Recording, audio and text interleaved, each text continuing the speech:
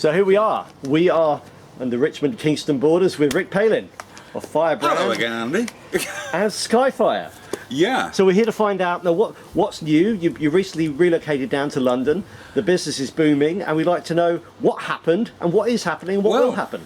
Literally everybody told me on the internet for years, come to London because your business will improve. Now, I kind of grew up reading Charles Dickens books and all the streets of London are paved with gold and all that crap, and I didn't believe it. So, because of my other half, who wonderfully puts up with me, God knows how she does it, we decided to live together, and well, I'm here in London. And quite literally, it's the best move I've ever made, both business and personally wise, because I spent a lot of time in London coming down for years, just coming in, doing the odd meeting, then going back out. I never got the time to actually appreciate London for what it is.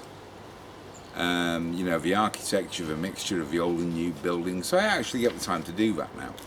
And also because of being a northerner, and the way that I used to come in, being bumped into in the shoulders by people on Euston Station, people on tubes looking miserable as hell, I always thought the Southerners were a big bunch of Jessies. Apparently, now I'm changing my view on that, and they're actually quite a nice bunch of people. So we have learned something new there. But yeah, it's a career development in the path of Skyfire and everything we do, because I have been something different to the music industry since Skyfire started, in which will be our absolute 10th anniversary on, I believe it's the 16th of October. So yeah, 10 years of doing this, and I haven't had a desire to go back to a real job at all. In fact, probably most people won't like me in a real job because managers, I think, are idiots. But that's another story. So a lot of us know you from Firebrand, the online radio, but I gather there's a relaunch of the radio coming up. Yeah, I mean, basically we closed the radio station down in February this year because, well, it wasn't making money. And running a station the size of Firebrand on the internet does take a fair bit of money to actually resolve, and it was coming out the bottom line of Skyfire, and anyway, we decided to shut it down. We got down here, obviously business has increased on Skyfire, which actually funds Firebrand, so the page likes didn't stop going up. We're now just over 7,500, which are all natural as opposed to bought likes or anything like that. So we decided about a month ago to actually bring the station back, and I did my first show to air last week with great stats that came out of it. The listener base is still there, so we're actually recruiting new DJs now and bringing the station back. The trouble with internet radio at the moment is it's great technology, but it's ahead of its time. And by that I mean you can't listen to internet radio in your car quite yet. You know, when that becomes more mainstream, that's probably when Ofcom will get involved and screw it for all of us. But seriously, you know, it is a great medium, and it has a lot of advantages over FM radio in terms of catchment area, potential listener bases and all that. So yeah, we decided to bring it back and get the old rock and roll juices live, because once you start doing a radio show, which I'll be doing live at 5 this evening on firebrandrockradio.online. Sorry, that was a shameless plug. You get the buzz for it. And when it crosses over into what I do with Skyfire, I work a lot with up and coming artists, because there's a challenge there in getting them out there. And that's where I get the most satisfaction, and that comes across onto the radio side as well. So that in a nutshell is it. And how would you describe the ethos of the Firebrand and the programming and the people that you have as DJs? Is there kind of a certain character to what you do that makes you stand out? Yeah, we're all completely bloody nuts. Literally, I don't work like every other radio station, because most DJs are told what they're going to play. Now, I don't do that at all, because basically it dampens the spirit of the DJ, or presenter as we choose to call them, because if they've got more free rein, they're more encouraged to be more dynamic in their shows. And that's why we like to do it. It's like me, you know, I've been offered several jobs by Ofcom. We've listened by other radio FM stations, and we've listened to my shows, and all they thought about was the potential trouble they're going to get in from Ofcom. So I never went to FM. So yes, it was my role model. I grew up listening to Howard Stern, and when you look at how radio should be done, and it's nice to be a little bit outrageous. So as we approach the end of 2019, what are your thoughts looking into 2020 and Skyfire and Firebrand? Okay, one thing, Charles Leclerc for Formula One champion next year, that's got to be a given. I'm not a Lewis Hamilton fan, to say the least. But Skyfire Records is a thing that I'm concentrating on mostly because it is a very unique label in the fact that we don't take any percentage from sales that come from distribution, i.e. 100% goes back to the artist. Now, we set up the label because basically an artist, as you know, most of it, there's no money in the industry hardly anymore, so artists are having to fund themselves, you know, for CD production and everything else. So we provide the mechanics for them to get their album to distribution, because a lot of the time, if they approach distribution in their own right, they will be told to go away, and that's being polite about it. So what we've done is we've provided this to actually give them actual physical access to getting their shops, getting their albums in HMV or any other media store all over the world. So that's what we're looking to develop. We're looking to bring in more encouragement to generate new business that way. I think that's a good way of putting it, although I may not be sure. My day started early on.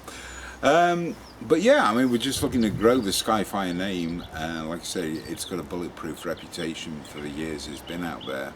And we just want to capitalise on it. You know, we want to stick to the core business, which is helping up and coming bands get out there, as opposed to dealing with the big bands of this world who I literally have no interest in.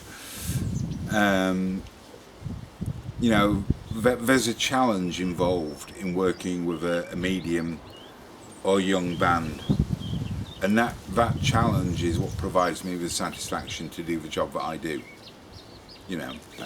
So yeah, I mean, that's really what I'm looking forward to in 2020, but particularly Charles Leclerc beating Lewis Hamilton.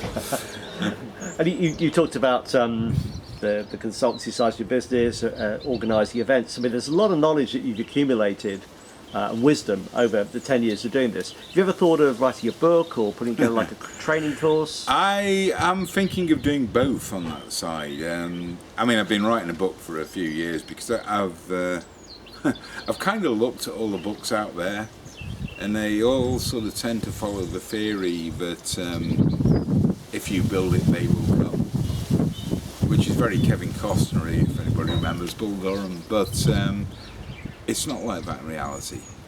Yeah, a band, it's not just a bunch of guys together. A band is a business, and band members actually need to focus on keeping it as such. So what I've done is I've developed this book, which is a no-holds-barred, real-life approach to the music industry.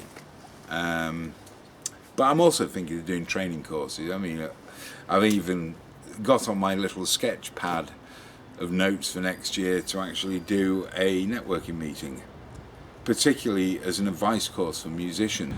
You know, it's about getting people to see that you can't just sit on your laurels. You know, you got a great CD, a couple of magazines and radio stations have reviewed it. So what are you going to do with it from there? You're just going to think, great, that's it, we're going to record the next one, or you're actually going to go out and tout your band?